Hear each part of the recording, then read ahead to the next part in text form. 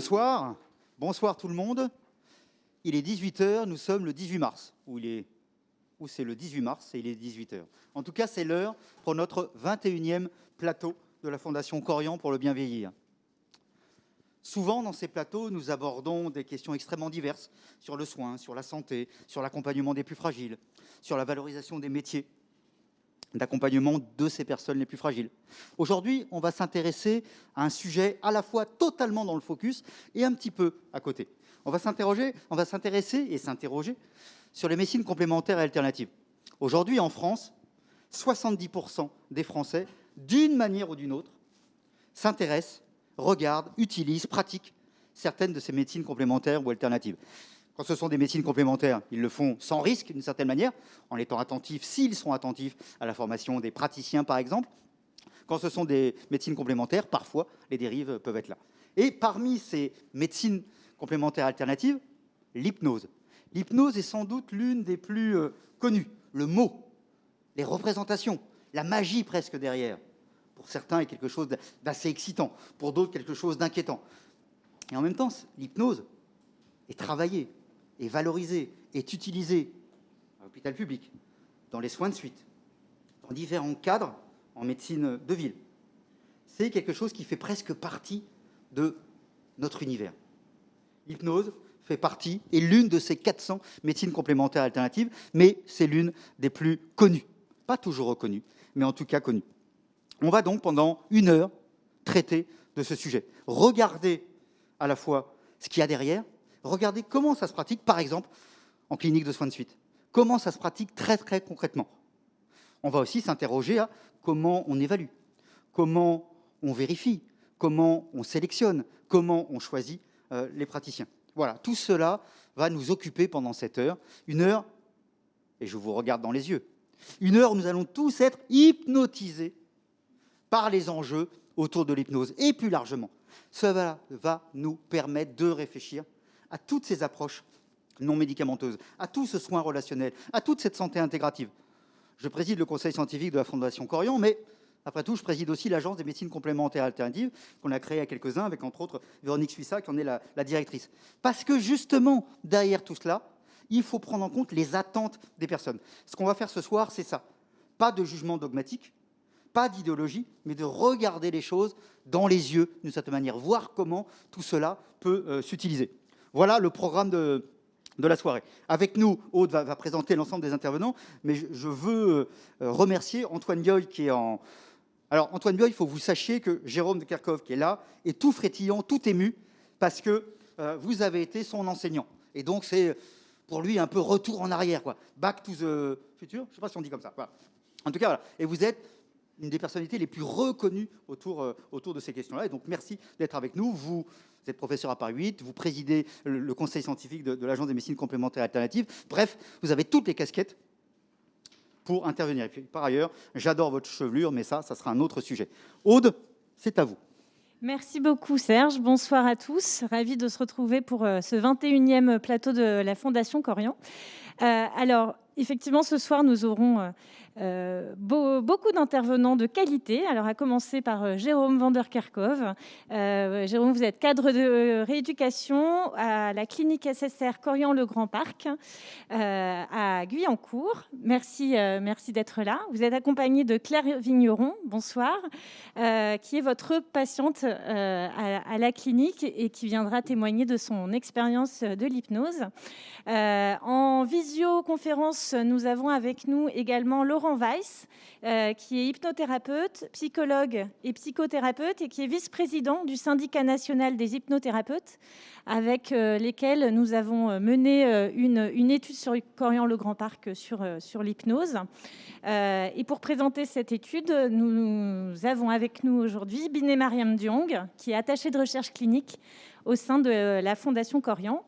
Et comme Serge l'a précisé, notre grand témoin de ce soir est le professeur Antoine Bioy, professeur d'université en psychologie, conseiller scientifique à l'UNESCO et responsable scientifique de l'AMCA. Donc un beau programme ce soir. Je vous rappelle que vous avez tous la possibilité de poser vos questions sur le chat et nos invités y répondront en direct. Voilà, très bon plateau à tous. Merci beaucoup Aude. Alors je vois déjà les chiffres qui s'amoncellent, hein. On atteint le million de personnes présentes sur les réseaux sociaux. Il faut le dire, nous faisons une certaine concurrence au Premier ministre. Nous sommes désolés, mais on avait prévu le plateau avant lui. Hein, donc c'est voilà. Et on va commencer par un micro-trottoir. Parce que, comme je disais en introduction, les représentations autour de certaines des médecines complémentaires sont parfois un peu ébouriffantes.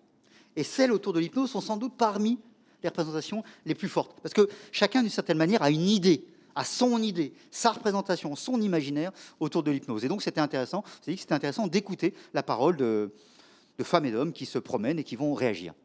À vous, les studios.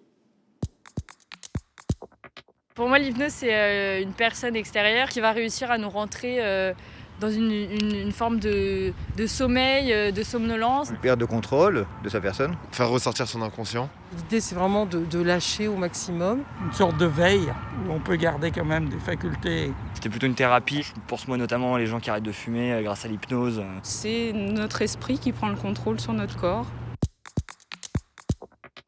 À partir du moment où c'est des soignants, enfin, du personnel médical qui l'utilise, je pense que c'est très bien, oui. Ça a sa place, par exemple, en hôpital psychiatrique ou dans les cliniques. Pour les jeunes, ça peut être une forme de thérapie. Ça doit être une bonne alternative à des produits chimiques qui, des fois, sont pas forcément terribles pour le corps. Par exemple, pour les troubles du sommeil, ça peut effectivement quand même apporter un certain bien-être et peut-être éviter de prendre des cachets pour dormir. C'est une méthode thérapeutique et je pense assez efficace.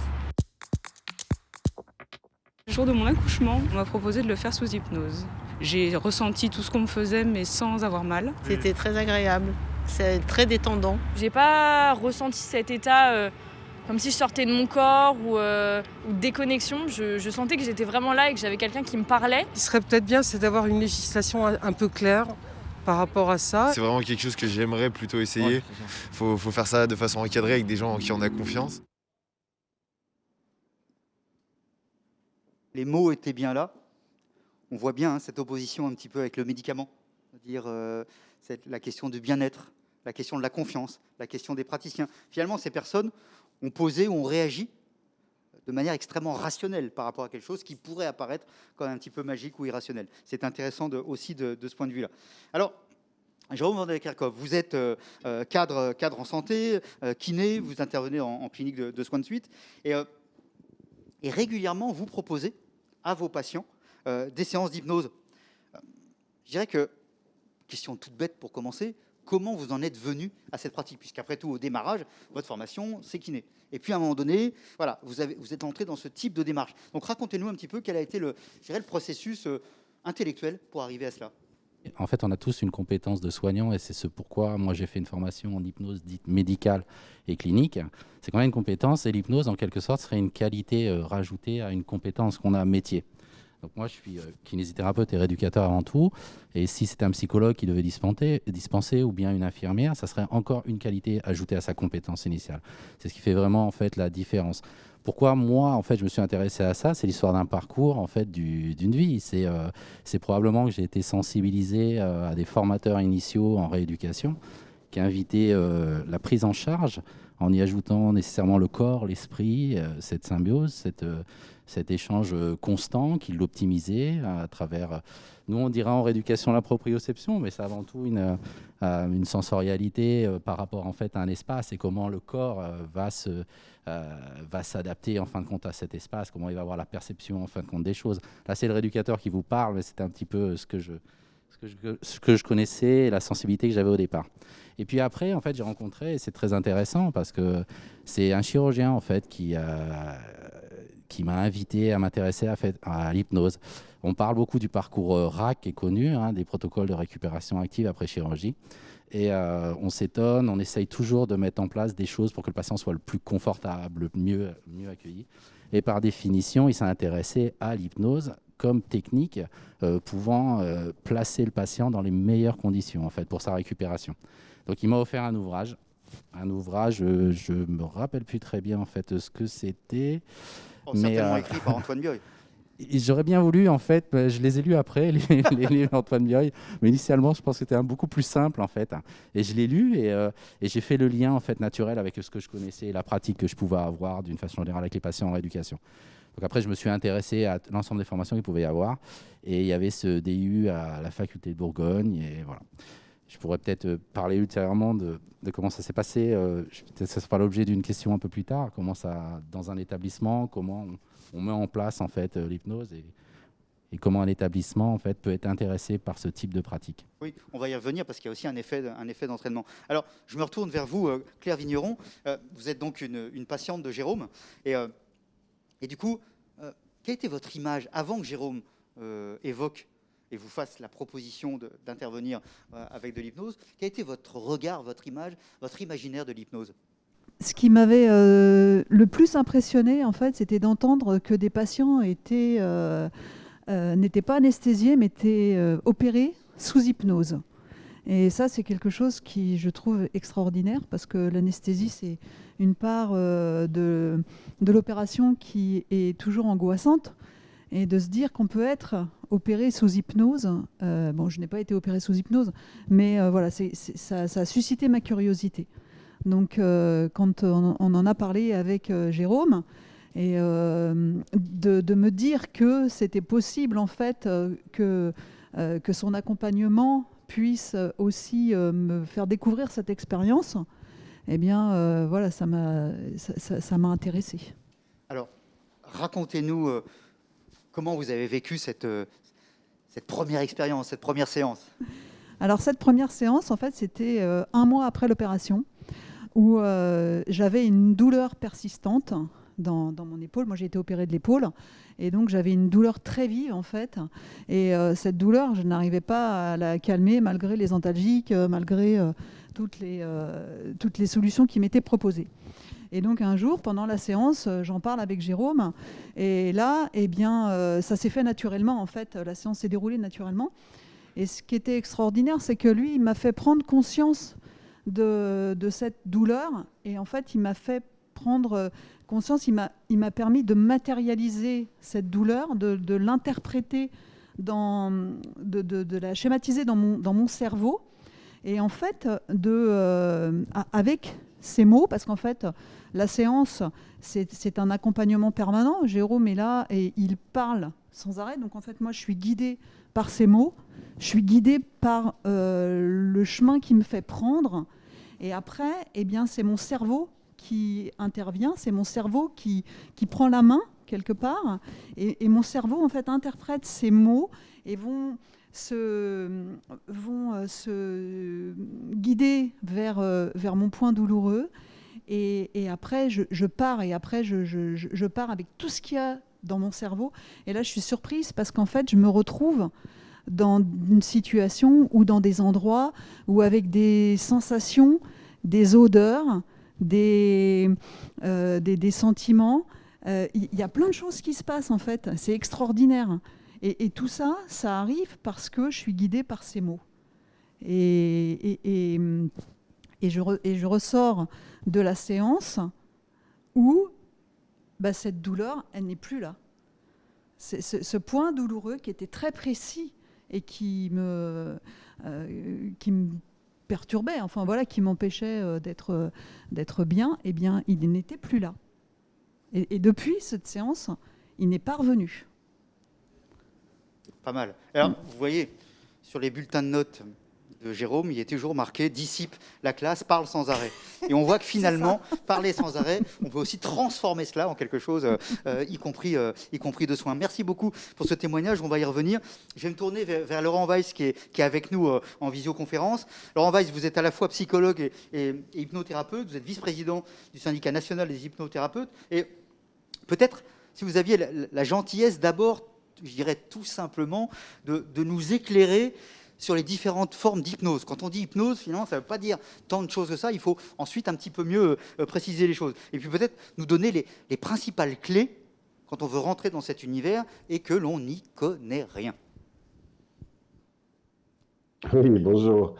Écoutez, on a une très très belle description là par Claire sur ce que peut être une séance d'hypnose. Alors effectivement, quand on n'y connaît rien, ce qu'on peut dire, et ce que disait Claire également, c'est que l'hypnose, c'est avant tout un mode spécifique de communication qui repose sur un état tout à fait naturel, hein, sur un état particulier qui est ni un état de veille, ni un état de sommeil. C'est un état de conscience qu'on pourrait dire modifié. Et c'est un état qui est propice par le patient lui-même, et j'insiste bien sur le lui-même, qui est propice à une réorganisation psychique des troubles dont souffre la personne.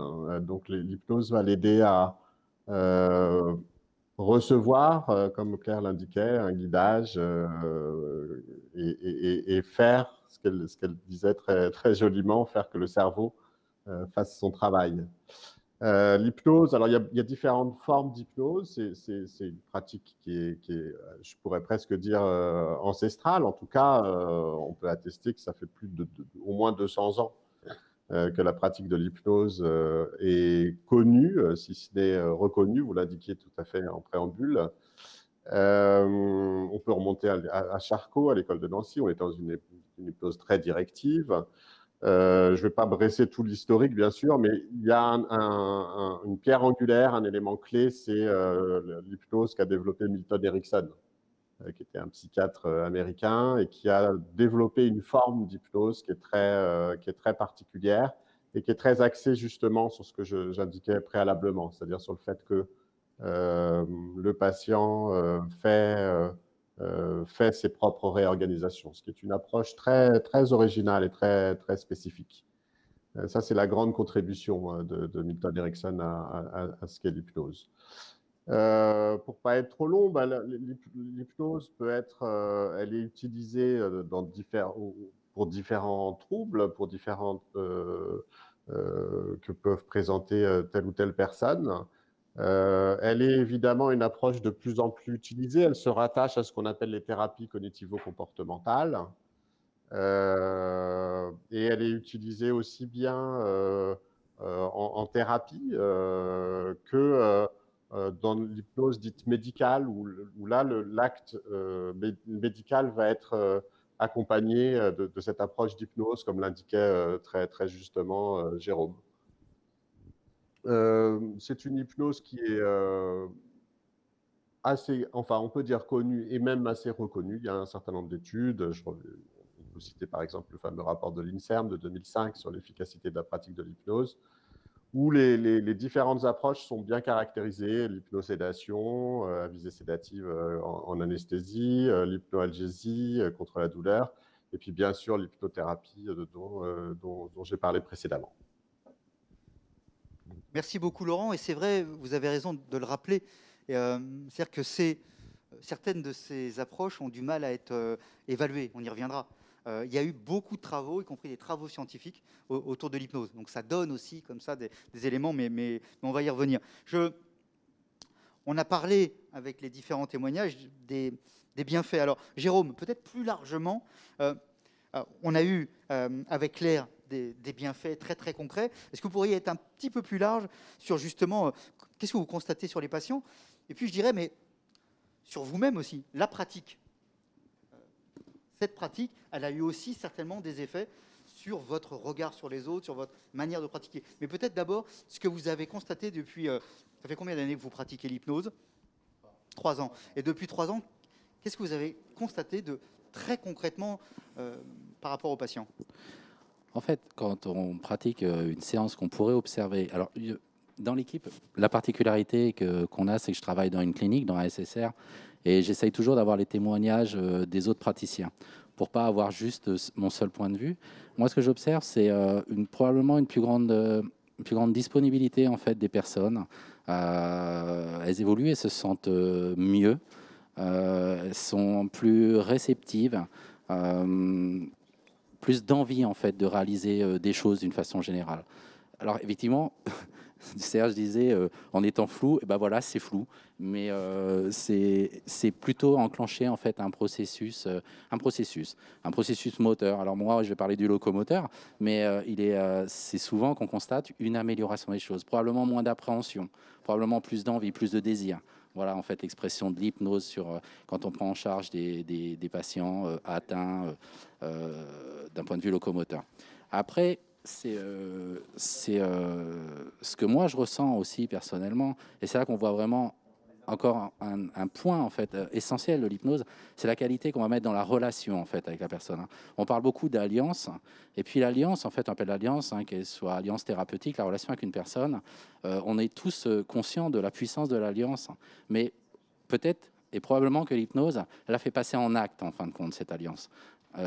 C'est un peu philosophique, mais c'est voilà, on passe à l'acte également dans cette construction en fin de compte d'alliance. On la vit pleinement. Alors effectivement, oui, je vais avoir un ressenti, moi aussi, parce que c'est un moment, ça reste quand même un moment de partage, un partage équilibré, une relation en fin de compte à deux personnes très équilibrée parce qu'elle est nécessaire, basée sur la confiance. Voilà. Donc il y a automatiquement une interaction, et je suis probablement dans l'état en fait des patients après une séance d'hypnose, très disponible, très ouvert. Entendant beaucoup de choses, voyant peut-être plus de choses, moins centré. Voilà. C'est joli tout ce que vous dites, et ça me faisait penser aussi à cette notion, on parle souvent de soins relationnels, et dans ce que vous exprimez, on voit bien justement cette relation. Je crois que c'est un élément extrêmement fort. Et peut-être quand même, en quelques secondes, est-ce que vous avez été conscientisé, on pourrait dire, par ce chirurgien, mais est-ce que depuis ces 3 ans, est-ce que vous avez fait des émules? Est-ce que d'autres personnes dans votre centre se sont intéressés, voire ont commencé à se former? Alors, je pense que Mariam en parlera en fait ultérieurement, parce qu'il y avait une préétude en fait sur notre site. Et même avant cette préétude, quand j'ai été diplômé en fait de la faculté de Bourgogne, j'ai souhaité communiquer au plus large, le présenter a fortiori aux médecins. On pourra en discuter ultérieurement, me paraissait essentiel en fait comme personne qui pouvait prescrire éventuellement des séances d'hypnose dans une institution. Et après, beaucoup de contacts, j'ai fait aussi dans le cadre de la pratique, j'hésite pas, et bien sûr si les gens sont motivés et ont envie, à venir assister, ne serait-ce qu'un simple entretien. Quand on fait un entretien, avec les spécificités de l'entretien qu'on va mener en hypnose, il y a même des personnes qui sortiront, et j'avais eu l'occasion de le dire, c'était une aide-soignante qui assistait et qui me dit « mais j'ai jamais vu autant d'accompagnement ». Et voilà, alors il n'y a rien d'exceptionnel en fait, mais autant d'accompagnement, c'est ça. En fait, hypnose, c'est ça, c'est autant d'accompagnement. Alors oui, ça crée en fait des émules, il y a des personnes qui s'y intéressent, ne serait-ce que peut-être pour améliorer la communication thérapeutique. Déjà, c'est quand même un biais en fait essentiel dans la communication thérapeutique, et peut-être aller plus loin et oui, se former. Ça, j'en suis assuré maintenant. Merci beaucoup, Jérôme. Claire, vous nous avez dit tout à l'heure combien ça vous avait fait du bien. Une seule séance, finalement. Ce point de douleur avait disparu et il n'est pas revenu. Alors, du coup, est-ce que vous avez fait d'autres séances? Et puis, qu'est-ce que ça vous apporte, je dirais, à la fois sur la question de la santé, que l'on comprend bien, mais aussi plus largement de qualité de vie, peut-être même d'estime de soi. Et est-ce que aussi, du coup, de la même manière, je demandais à Jérôme, est-ce qu'il a fait des émules? Est-ce que vous avez eu aussi envie de partager avec des amis, avec des proches? Oui, tout à fait. En fait, dans la rééducation post-opératoire d'une intervention comme j'ai eue, c'est une rééducation très longue. On ne retrouve pas sa mobilité du jour au lendemain. Donc, au-delà de la douleur, il y a aussi ce blocage qui est ressenti. En fait, l'articulation est bloquée. Et la rééducation aide, par la kiné, à débloquer. Mais en fait, il y a des étapes où on a l'impression qu'on stagne. Il y a et ça m'est arrivé il y a une semaine où je me sentais bloquée. Et j'étais à me dire que j'allais jamais retrouver la mobilité de mon bras. Parce que je ne voyais pas comment j'allais pouvoir la retrouver, cette mobilité, parce que mais là, c'est bloqué et ça va rester bloqué comme ça. Et je suis arrivée le lundi matin chez Corian et j'étais démoralisée parce que j'avais passé un week-end à me dire j'arrivais pas à bouger mon bras. Et donc, j'en ai parlé à Jérôme et on a fait une séance. Et c'était extraordinaire parce que voilà, je l'ai vécu. J'étais bloquée comme ça, mon bras était comme ça, et on a fait cette séance. Donc pareil, il m'a parlé, il m'a accompagnée, il a senti en fait aussi cette pression psychologique que je me mettais en me disant j'y arriverai jamais quoi. Et il a réussi à débloquer cette situation et à m'accompagner pour que à la fin de la séance, mon bras il était en l'air. Génial. Ouais. Donc en effet, quel soutien. Et à chaque fois, vous avez utilisé tous les deux le terme d'accompagnement, qui est un joli mot. Il est aussi intéressant parce qu'il n'y a pas de hiérarchie quand on accompagne. C'est les deux, c'est ensemble. Ouais, parce Encore que une moi, je fois- sais que je vais avoir une écoute, en fait, quand j'arrive à la séance et que je suis à un moment donné pas bien, eh ben, je sais que je peux lui en parler et qu'il va m'écouter et qu'il va m'aider à ce que je me sente mieux. Merci beaucoup. Je me tourne vers Laurent Weiss, qui est avec nous donc en visio. Laurent, quelles sont les questions que l'on doit se poser quand on fait appel à un hypnothérapeute? À quoi on doit penser d'abord, je dirais, pour être dans une démarche en sécurité? Et puis, peut-être nous parler un petit peu vous êtes vice-président du syndicat, quelles sont les garanties en termes de formation de ces professionnels?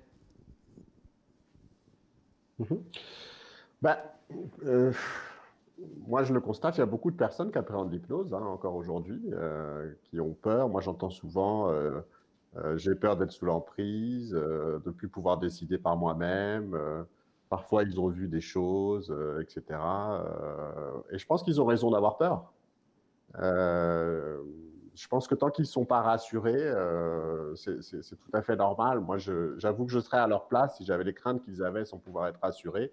Je ne consulterais pas. Alors, il y a des critères que le patient doit se fixer lui, et c'est les critères qui sont les siens, qui lui permettent de s'adresser à telle personne plutôt qu'à telle autre, à tel type de thérapeute plutôt qu'à tel autre, etc. Et puis, il y a les garanties que l'on se doit en tant que profession d'apporter au sujet, au patient. Malheureusement, on n'a pas un cadre complet de reconnaissance, vous savez, dans la profession d'hypnothérapeute, et c'est évidemment un gros manque.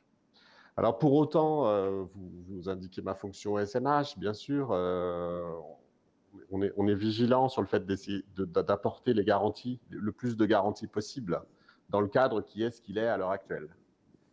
Par exemple, un des critères pour nous est le minima de formation de 300 heures, qui est, selon les directives de la Commission européenne, imposé pour que le cadre de formation soit jugé satisfaisant. Bon, en réalité, la plupart des hypnothérapeutes qui sont adhérents sont plutôt sur une moyenne de 800 heures de formation plutôt que 300. Mais enfin, en tout cas, on ne peut pas adhérer au syndicat si on n'a pas une formation qui atteste de 300 heures de formation.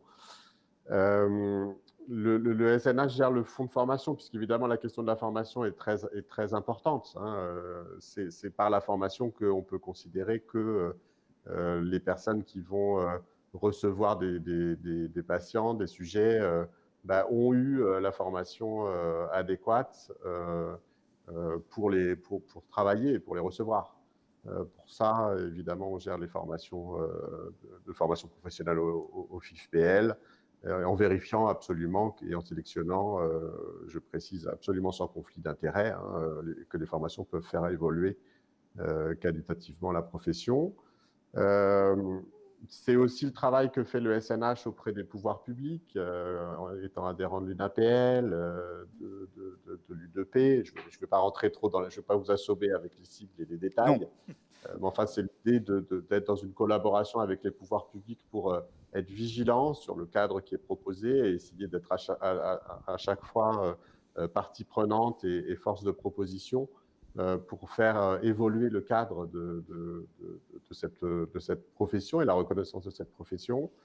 Et puis également tous les aspects de vigilance sur toutes les dérives qui peuvent se présenter et de garantir aux personnes qui consultent d'avoir un cadre déontologique qui permette et juridique et réglementaire qui permettent aux personnes d'avoir les garanties nécessaires. Elles ne sont pas toujours complètement suffisantes, le cadre devrait être plus élaboré, mais en tout cas nécessaire pour assurer aux personnes qu'elles peuvent consulter en confiance.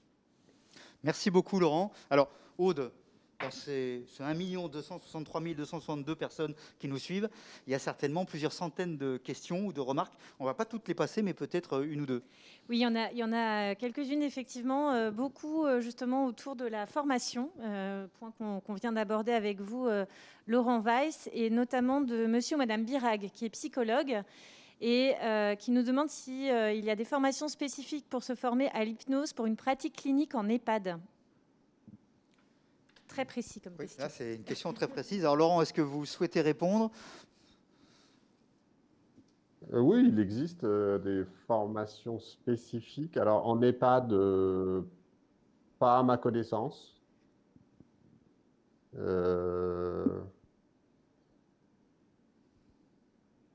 Mais il existe des formations. Alors, la question, c'est en tant que psychologue, se former pour une intervention en hypnose dans un cadre d'EHPAD, c'est ça? Exactement.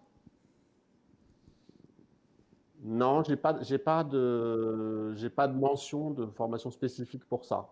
Alors, on se forme déjà à l'hypnose au minimum 300 heures, ça, et ensuite on prend une compétence sur la gériatrie. C'est ça, c'est le cadre qu'on va choisir. Alors eux, j'imagine qu'ils travaillent déjà, peut-être qu'ils travaillent déjà dans un établissement. Oui, tout à fait, oui. Alors, Aude, une deuxième question piège. Alors, une autre question piège, effectivement. Elle est comme ça. De monsieur Richard Capmartin, qui est recruteur et qui nous demande, peut-on expliquer les mécanismes de l'hypnose sur le cerveau? Waouh.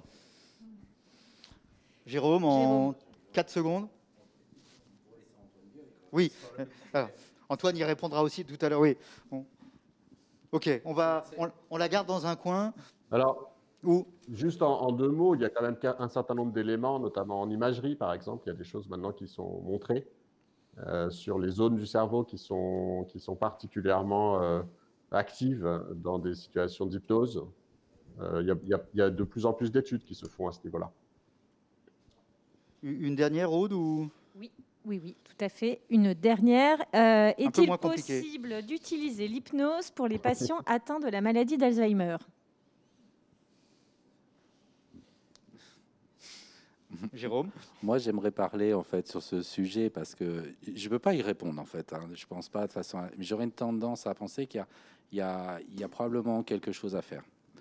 On était parti, tout le monde a fait des formations un peu en communication, managériale ou autre, où on nous dit que 80% de la communication est non verbale.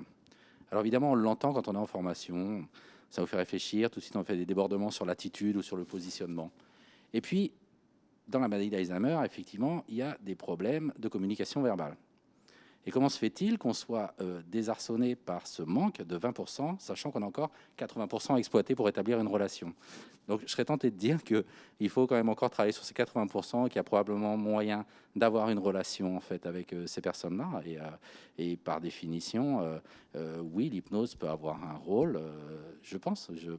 Mais là, c'est un débat, c'est une discussion. C'était juste attirer l'attention, c'est sur 80% de non-verbal. Alors pourquoi on serait désarçonné pour la perte de 20% d'une façon générale? On revient à cette question de soins relationnels et de relations. Quelle relation on est capable de construire avec une personne touchée par une maladie neuroévolutive? Alors, on reste avec vous, Jérôme. Comment, finalement, vous expliquez, comment vous valorisez, on a vu l'exemple avec Claire, mais comment vous valorisez auprès de vos patients cette approche-là, qui est évidemment une approche que vous proposez, que vous n'imposez pas, et puis, je dirais aussi vis-à-vis des prescripteurs, et peut-être même vis-à-vis tout simplement de votre employeur. Comment tout ça s'est déroulé? Et comment tout ça se déroule au quotidien? Je pense que la valorisation, c'est vraiment directement auprès du patient. J'y pense pas trop. C'est par ma posture, par mon attitude, par rapport à ma disponibilité, qu'on offre une autre approche en fait à une personne. Je lui dis pas regardez ce que je fais, regardez comme je suis en fait. C'est quelque chose qui est induit, et qui est confortable, probablement assurément confortable en fait pour la personne, qui met sur un pied d'égalité et qui favorise largement la communication. Pour cette première raison. Dans l'institution, comme Corian et sur le SSR et sur la clinique, alors oui, là, j'ai une relation bien sûr avec les médecins. Il y a des médecins d'ailleurs qui m'ont accompagné sur la préétude qu'on a menée avec Laurent et tout. C'est Mariam. C'était pour moi, il apparaît nécessaire qu'on parle d'hypnose médicale et clinique. Dans les personnes qui viennent on établit un projet thérapeutique. C'est particulier en fait un projet thérapeutique. Il y a toute une construction autour. Bien sûr, le médecin, il pilote. Donc pour moi, il doit rester quand même acteur en fait majoritaire de la prise en charge. C'est lui qui est le prescripteur. C'est pour ça que j'hésiterai peut-être pas à dire que sur une institution, et pour pas semer de doute en fait dans la tête des patients et pouvoir proposer une médecine complémentaire alternative, et il est judicieux que ce soit le médecin qui le présente au même titre que tout acte de soins sur un établissement. Facile, on va faire un acte infirmier, un acte kiné, ça paraît beaucoup plus simple. Mais peut-être si on faisait un petit parallèle avec la psychologie, quand on a un patient qui vient pour une prothèse de genou ou quelque chose et qu'on voudrait suggérer un accompagnement psychologique, on va mettre les formes nécessaires. Pour l'hypnose, c'est pareil. Donc il faut que le médecin soit sensibilisé, ait un intérêt, ça passe par une compréhension, une bonne lecture, et que ce soit lui qui en fasse probablement la présentation en fait au départ, et cette accessibilité à ce soin, à cet accompagnement nouveau un peu sur une institution. D'accord. Claire Vigneron, votre démarche, mais plus largement, est-ce que justement vous, ça vous a rassuré que la pratique soit proposée par un professionnel de santé? Et plus largement, le fait que ce soit présent dans des établissements de santé, d'abord, est-ce que vous trouvez que c'est une bonne idée? Et puis, est-ce que là aussi, pour vous, ça paraît un cadre, disons, rassurant? Oui, tout à fait. Et c'est vrai que je reviens au chirurgien qui m'a opéré, qui a été le premier à en parler, qui considère en fait que ces actes chirurgicaux qui sont douloureux nécessitent, et en tout cas lui est convaincu des bienfaits de ces accompagnements complémentaires. Donc c'est évident qu'il faut...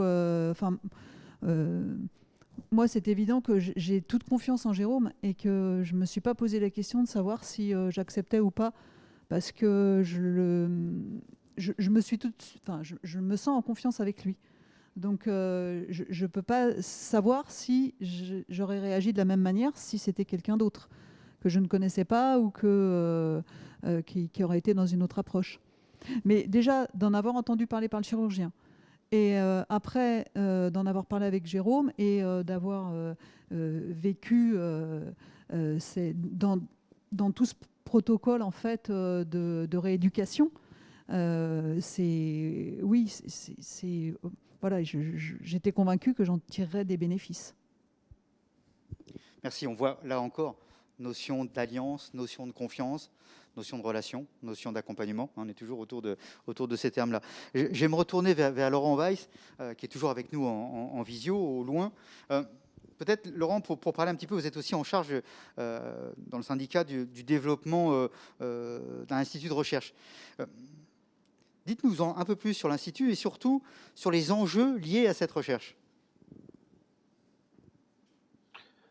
Alors, l'Institut de recherche, donc c'est un institut de recherche en hypnose clinique. Les enjeux principalement, c'est ce que vous indiquiez tout au début de votre intervention, de cette conférence, le fait que l'hypnose était connue et pas reconnue. On s'inscrit exactement dans cette dynamique-là, c'est-à-dire que la question est de viser une reconnaissance, mais par des aspects d'études, par des aspects de recherche, par des aspects qui s'inscrivent dans une démarche scientifique, c'est-à-dire des éléments qui peuvent être étudiés, présentés, évalués, discutés, publiés, ce qui permet vraiment de bâtir un socle sur lequel on peut s'appuyer.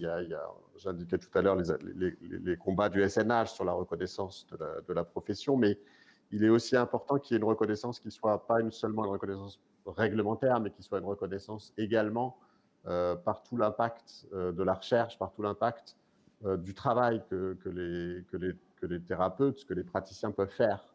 Vous indiquiez effectivement tous ces aspects du travail dans les établissements. On est partie prenante des partenaires de cette étude-là qui est menée par le groupe Corian. Il existe aussi un travail qui est très important, qui est fait dans les cabinets, qui est fait dans les institutions, et qui fait vraiment avancer la connaissance de cette approche qui est innovante, qui reste innovante et qui reste particulière. Et l'enjeu est là, l'enjeu est vraiment de mutualiser, d'avancer sur ces aspects-là. Il y a une question tout à l'heure qui était posée sur est-ce que on peut faire de l'hypnose pour des personnes qui sont atteintes de la maladie d'Alzheimer. Voilà un des champs, par exemple, de recherche qui je pense, est intéressant et prometteur. Il y a beaucoup de choses qui se font, encore peu d'études, encore peu de recherches. Et là, il y a un enjeu vraiment important sur le fait de mutualiser et d'avancer sur des bases scientifiques, sur des bases de discussion et d'échange. Merci beaucoup, Laurent. Alors, justement, on parle de ces recherches. Je vais me tourner maintenant vers Binet Mariam Diong en me disant, très concrètement, est-ce que vous voulez bien nous... Ah, encore des... merci de ces échanges, de cette alliance de micros. Est-ce que vous voulez bien nous présenter justement le projet d'hypnose en clinique SSR? Oui, Serge, bien sûr, je vais vous présenter aujourd'hui le projet sur la pratique de l'hypnose dans les établissements sanitaires Corian. L'objectif vraiment de ce projet, c'est vraiment d'harmoniser et de professionnaliser la pratique de l'hypnose dans les établissements de soins, de suite et de réadaptation. Et pour ce faire, c'est vraiment de valider un protocole d'hypnose avec des règles de bonne pratique, mais aussi d'implémenter cette pratique dans les cliniques et aussi mettre vraiment en place une formation à destination des professionnels en lien avec la Corian Academy, qui est le service qui dispense des formations pour les personnes qui travaillent chez Corian. Alors, dans ce projet-là, c'est en différentes étapes. La première étape, vraiment, c'était de faire un état des lieux de la pratique de l'hypnose dans tous nos établissements sanitaires.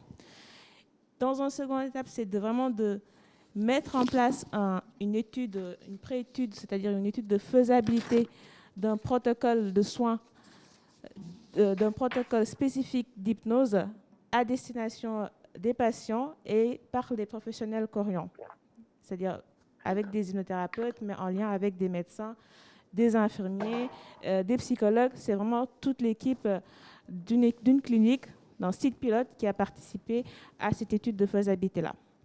Et enfin, à la suite de cette étude de faisabilité, il s'agira vraiment de mettre en place un protocole d'évaluation de la pratique de l'hypnose dans plusieurs cliniques ou établissements sanitaires du groupe, et ceci dans le but de vraiment de démontrer l'intérêt de cette thérapie non médicamenteuse dans la prise en soin des patients. Alors, la première étape que nous avons fait, c'est-à-dire de faire un état des lieux des professionnels qui pratiquent l'hypnose au sein du groupe Corian, ça a été fait en juillet 2019. Il faut savoir que c'était vraiment un projet sur le long terme. Et donc, nous avons alors pu recenser tous les professionnels qui pratiquent l'hypnose dans nos établissements. Et on a vu qu'il y avait vraiment 27 professionnels qui étaient formés à l'hypnose et qui la pratiquent dans nos structures. Et il y a plusieurs catégories de professionnels qui pratiquent l'hypnose, dont des médecins, des psychologues, des kinésithérapeutes comme Jérôme, des aides-soignantes, des IDE, des ergothérapeutes, et ils sont vraiment dispatchés un peu partout sur le réseau Corian.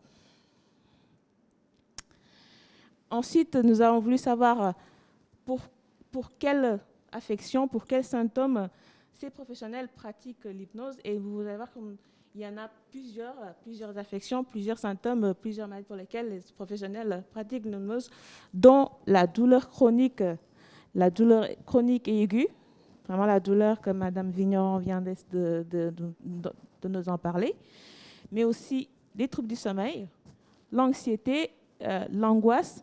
Vraiment, il y a toute une liste et c'est vraiment disparate.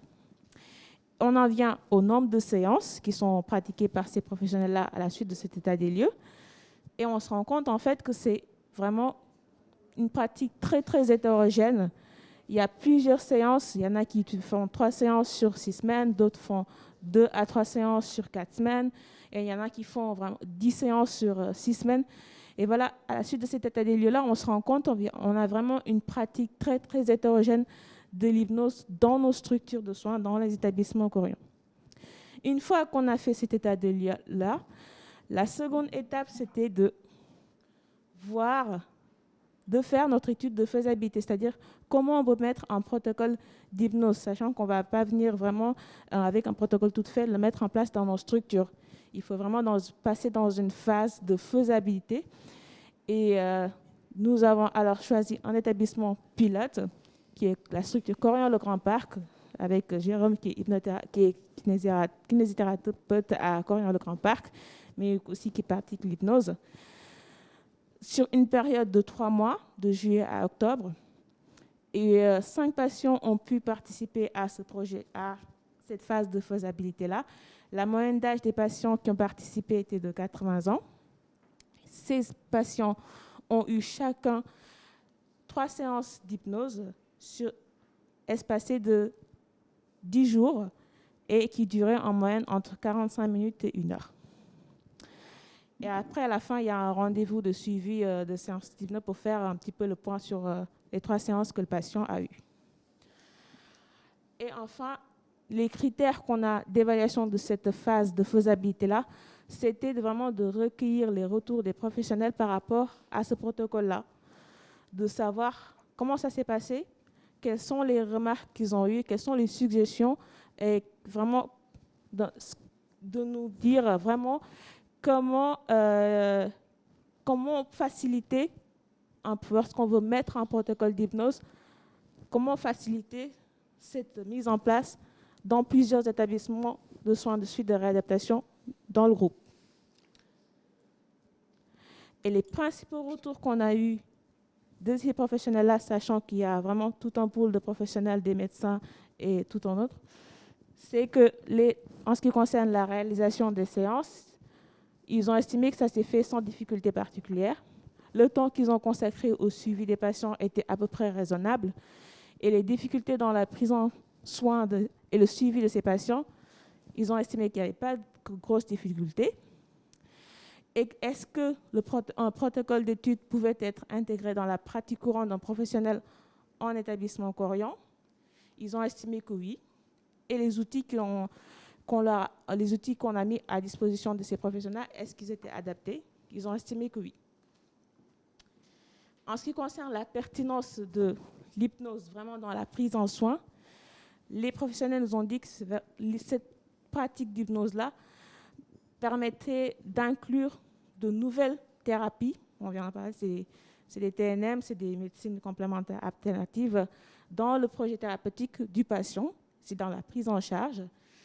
Il permettait vraiment d'augmenter la confiance du patient, aussi d'éviter ou de diminuer l'escalade thérapeutique, sachant que l'escalade thérapeutique, c'est vraiment le fait de prescrire plusieurs médicaments à destination ou pour soulager un symptôme ou une douleur, sans que vraiment tout ce pool de médicaments puisse être efficace. La pratique de l'hypnose pouvait favoriser un lâcher-prise du patient. Et les suggestions qu'on a eues pour faciliter la mise en place de ce projet d'évaluation de l'hypnose, c'était une formation et une sensibilisation des professionnels. Ils ont vraiment insisté sur cela.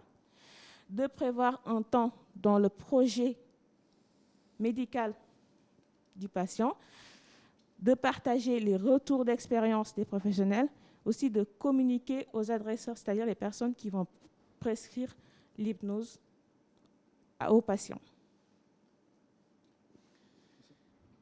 Et les prochaines étapes à la suite de cette étude de faisabilité-là, c'est de mettre en place un projet d'évaluation à grande échelle dans plusieurs structures de soins Corian, un projet d'évaluation de la pratique de l'hypnose. Et pour cela, nous allons recenser à nouveau les professionnels qui pratiquent l'hypnose dans le réseau, parce qu'entre-temps, peut-être que d'autres ont eu des formations. Ensuite, nous allons rédiger et finaliser un protocole d'étude qui est vraiment axé sur le volet qualitatif. Ensuite, avec le syndicat national des hypnothérapeutes et Jérôme et les retours des professionnels, nous allons élaborer une trame, c'est-à-dire un protocole de suivi de séance qui sera utilisé par tous les professionnels qui vont participer à l'étude pour que ce soit vraiment une pratique homogène. Et ensuite, on va effectuer les démarches réglementaires, parce que quand même, il faut qu'on respecte la réglementation. Et une fois que tout cela sera fait, on pourra mettre en place cette étude à grande échelle. Merci beaucoup. On va passer par les questions d'abord et puis on retrouvera Antoine après. Aude. Oui. Alors effectivement, on a une question du professeur Varret pour Jérôme. L'hypnose médicale peut-elle restaurer une perte partielle de fonction motrice où les effets décrits par la personne ayant témoigné sont limités à des blocages liés à une douleur? Plus largement, quelles sont les indications pertinentes de l'hypnose? Tout ça en 2 minutes. Hein. Là c'est très compliqué. Je pense que le témoignage de Claire était intéressant par rapport à ça.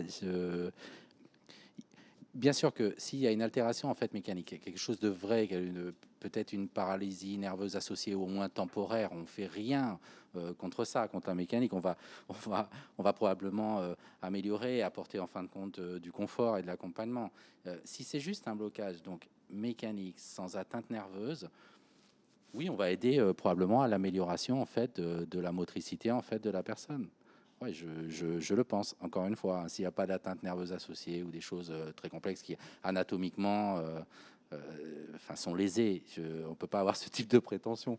Mais si mécaniquement la personne elle est réparée, si j'osais dire, après être passée dans les mains d'un chirurgien, et que naît un blocage, comme l'a expliqué Claire, je pense qu'on peut l'accompagner, soulever ce blocage, le voir différemment, prendre en charge la douleur et probablement arriver à des résultats sur l'appareil locomoteur. La question était compliquée quand même, hein, pour le coup. Je peux pas. Il faut répondre avec nuance, avec doute. C'est voilà. ça. Alors, je vais me retourner maintenant vers notre grand témoin, le professeur Antoine Bioy. Alors, vous allez voir tout de suite que l'hypnose ne fait rien pour les problèmes capillaires. Mais vraiment rien. Professeur Antoine Bioy, vous êtes donc une des références internationales sur le sujet de l'hypnose. Vous êtes professeur psychologie, vous pratiquez, vous êtes un psychiatre aussi, et vous êtes le directeur scientifique de l'agence DMCA. Autour de tout ça, peut-être tout simplement, ce qu'on s'était dit, c'est comment vous réagissez à tout ce qui a été dit, sachant qu'en plus, vous êtes écouté par l'un de vos anciens étudiants. Donc, comment vous réagissez à ce que vous avez entendu depuis 1 heure? D'abord, merci pour l'invitation. Moi, ce qui me paraît important, c'est que tout à l'heure, effectivement, Madame Vigneron a parlé du terme de guidance, Jérôme a parlé d'acte en tant que tel, et ce qui me paraît important, c'est la notion d'intention. C'est-à-dire que l'hypnose fonctionne avec une intention de care en tant que telle, et effectivement, c'est la mise en acte d'une intention, vouloir du bien à l'autre en tant que tel. Et c'est vrai que ce plateau me semble déjà être une façon première de porter une intention qui est celui d'améliorer les pratiques en santé. Alors effectivement, il y a eu beaucoup de choses qui ont été dites, l'importance bien sûr de la recherche, et je rejoins absolument ce point-là en particulier.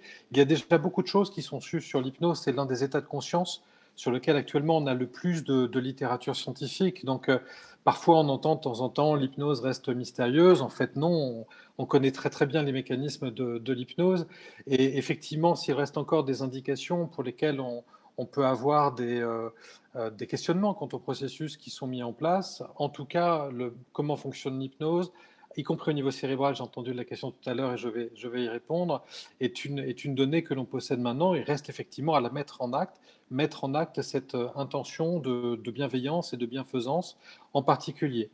Ce qui est marquant également, c'est que l'on disait tout à l'heure que l'hypnose était une pratique qui était nouvelle. Alors effectivement, c'est une pratique qui a 200 ans si on considère notre forme de médecine en tant que telle. Et c'est vrai qu'on va dire le renouveau ou la poussée des médecines complémentaires et alternatives fait qu'elle est mise au devant de la scène en tant que telle. Les enquêtes montrent par exemple que c'est la pratique qui est la plus acceptée actuellement, à la fois par les soignants, mais également par les praticiens et les personnes qui gravitent autour de cette pratique de l'hypnose. Mais ce qui est important également à noter, c'est que c'est une philosophie en fait qui est proposée. C'est-à-dire que ce n'est pas simplement une intention de bienveillance et de bienfaisance, c'est aussi toute une philosophie d'approche de la médecine, du soin, de prendre soin de l'autre en tant que tel, par, comme le disait Jérôme tout à l'heure, un acte qui s'inscrit dans la relation en tant que tel. Alors, peut-être que je vais répondre à la question du cerveau, puisque visiblement, elle était posée tout à l'heure, et puis très gentiment, le plateau m'a laissé y répondre. Tout le monde a pensé que c'était à vous de le dire. Oui, Pourtant, il y a plusieurs cerveaux sur ce plateau, donc j'aurais pu penser que au moins l'un d'entre eux aurait pu se sentir mobilisé là-dessus. Non, c'était une question de politesse. En fait, pour dire les choses évidemment un peu simplement, l'état hypnotique en tant que tel va mobiliser deux circuits, à la fois celui de l'attention et celui de la détente en même temps. D'habitude, on est soit du côté de la relaxation, soit du côté de l'absorption sur une tâche que l'on est en train de réaliser. En fait, l'hypnose mobilise les deux circuits en même temps, qui est d'ailleurs, j'ouvre une parenthèse, mais elle est importante, les mêmes clichés que l'on a lorsque l'on parle d'apprentissage scolaire par exemple. Donc on est vraiment dans une activation d'apprentissage en détente, mais de façon tout à fait concentrée. Et puis il y a une autre indication également qui est importante lorsque l'on regarde ces clichés en lien avec le cerveau, c'est que la pratique de l'hypnose est une pratique de réinterprétation de la réalité. C'est-à-dire que l'hypnose permet de pouvoir percevoir sa réalité autrement. La réalité, c'est ce qu'on en fait. Je choisis de porter mon attention sur quelque chose qui m'est confortable, je vais avoir une certaine perception de la réalité. Je choisis de porter mon attention sur une perception qui va l'être moins, je vais évidemment avoir une réalité qui va être différente. L'hypnose, lorsque les personnes sont prises dans une douleur, dans un mouvement qui n'arrive pas à se faire, dans une autre préoccupation en lien avec les émotions par exemple, l'hypnose va permettre de retrouver une flexibilité de façon à ce que la personne puisse réinventer sa réalité. On crée du réel, on crée de la réalité avec l'hypnose, et ça se lie aussi sur les clichés cérébraux, il y a toute une réinterprétation de la réalité. La raison pour laquelle ces clichés sont si importants, c'est que bien sûr, ils montrent qu'il y a quelque chose qui se passe, ils montrent en particulier que ce n'est pas une affabulation ou une hallucination du résident, de la personne qui en bénéficie, c'est un acte dans le concret, et on reboucle ce qui était dit tout à fait au début, à la fois par Jérôme et par Madame Vigneron en particulier. On est dans quelque chose de concret, on est dans une philosophie de soins absolument concrète, dans laquelle les bénéfices peuvent en être tirés en particulier, et il me semble que c'est ce qui est discuté depuis tout à l'heure sur le plateau. Merci beaucoup Antoine, et je voyais le cerveau de l'attention de Madame Vigneron complètement focalisé sur ton intervention. Peut-être pour finir, tu pilotes les groupes de travail au sein de l'agence des MCA, et entre autres, il y a la question de la formation, dont on voit qu'elle revient quand même très souvent. En 2-3 mots, quelles sont les pistes sur lesquelles le groupe de travail propose en ce moment ? On est sur des pistes qui effectivement portent sur la formation. Alors évidemment, comme le disait tout à l'heure le collègue, il y a un lien bien sûr entre la formation et le cadre. Alors il faut quand même préciser que le cadre de la pratique de l'hypnose ne pose de problème que pour ceux qui sont hors cadre précisément, parce que lorsque l'on est dans une profession qui est réglementée, le cadre de la pratique n'est plus problématique en tant que tel. La formation doit tenir compte évidemment de tous ces contextes. Globalement, la formation, elle doit avoir 3 racines qui vont être importantes. Bien sûr, transmettre des connaissances. Je le disais tout à l'heure, la recherche nous permet d'avoir beaucoup de connaissances actuellement sur ce qu'est l'hypnose. Ces connaissances doivent être transmises puisqu'il ne peut pas y avoir de connaissances et de pratiques éclairées sans qu'il y ait de connaissances scientifiques qui soient derrière. Il faut que ce soit une pratique qui soit centrée également sur l'expérientiel. C'est-à-dire, c'est une pratique dans laquelle les participants doivent pouvoir s'entraîner en tant que tel, à la fois pour eux, mais également entre participants, de façon à pouvoir en faire ensuite bénéficier les résidents. Et c'est une pratique qui doit être également supervisée, c'est-à-dire avec des praticiens qui sont des praticiens experts et qui sont là pour encadrer, pour coopter, pour parfois réguler la pratique qui doit être présente. Et une pratique qui, évidemment, doit également être évaluée, et le praticien peut tout à fait posséder également des éléments qui lui permettent de pouvoir évaluer sa propre pratique. Ce sont ces critères-là qu'au sein de l'atelier de l'agence MCA, on essaye d'investiguer le plus possible, c'est-à-dire de voir finalement comment, avec ces 3 racines et le souci de l'évaluation, on peut arriver à proposer une cohérence en termes de formation qui corresponde à la fois aux personnes qui sont déjà dans un cadre de pratique réglementée, mais peut-être aussi aux personnes qui pour l'instant sont hors cadre et qui souhaitent notamment avoir une pratique qui est une pratique qui va continuer à être bienveillante, bienfaisante, mais qui corresponde également à un cadre à la fois éthique, déontologique et réglementaire conventionnel. Merci beaucoup Antoine. En vous écoutant, je me disais qu'encore une fois, Spinoza avait gagné sur Descartes. Le corps et l'esprit sont ensemble et ne sont pas opposés l'un à l'autre. Alors, Je vais me retourner vers Aude. On est un tout petit peu en retard, mais on a eu des petits problèmes techniques. Peut-être simplement, très rapidement, en remerciant toutes les personnes qui sont intervenues, de nous annoncer les prochains rendez-vous. Oui, merci Serge. Alors, on se retrouve le 22 avril prochain pour un nouveau plateau consacré aux mots des vieux. Donc, on va revenir sur l'étude qu'on avait menée il y a quelques années maintenant, qui s'intitulait « Les bons mots pour le dire ». Et donc, voilà, on vous réserve quelques surprises et ce sera un plateau dynamique et sans langue de bois. Comme les vieux. Et merci beaucoup Aude. Et puis je vais demander maintenant à Sophie Boissard de bien vouloir nous rejoindre pour le mot de conclusion. Elle écoutait très très sagement tout ce qui était dit. Et merci à vous Sophie. Merci beaucoup Serge. Alors je vous tourne le dos physiquement, mais je regarde la caméra. Merci beaucoup pour ce plateau absolument passionnant. Je crois que, comme vous le savez, ça fait longtemps maintenant que le groupe Corian s'est tourné vers les thérapies non médicamenteuses. Et je crois qu'avec l'hypnose et la manière dont ça peut s'insérer dans des pratiques de rééducation, de traitement de la douleur, d'accompagnement, finalement des situations douloureuses dans lesquelles se trouvent nos patients ou nos résidents dans nos établissements médico-sociaux, on voit tout le bénéfice que l'on peut tirer de ces approches alternatives et complémentaires, comme cela a été dit par le professeur Buat. Et donc, je me réjouis beaucoup que l'on puisse maintenant engager une étude plus complète pour vraiment mesurer les effets et les conditions dans lesquelles nos soignants peuvent recourir à ces pratiques et les intégrer dans leur relation de soignant à soigné.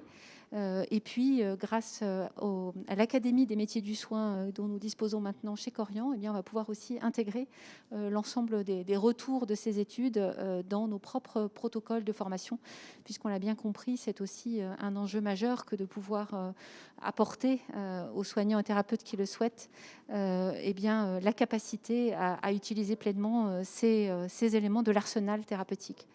Merci beaucoup en tout cas pour votre attention, votre participation, vos questions. Et puis, à très bientôt pour parcourir ensemble les mots MOTS des vieux au mois d'avril. Merci beaucoup.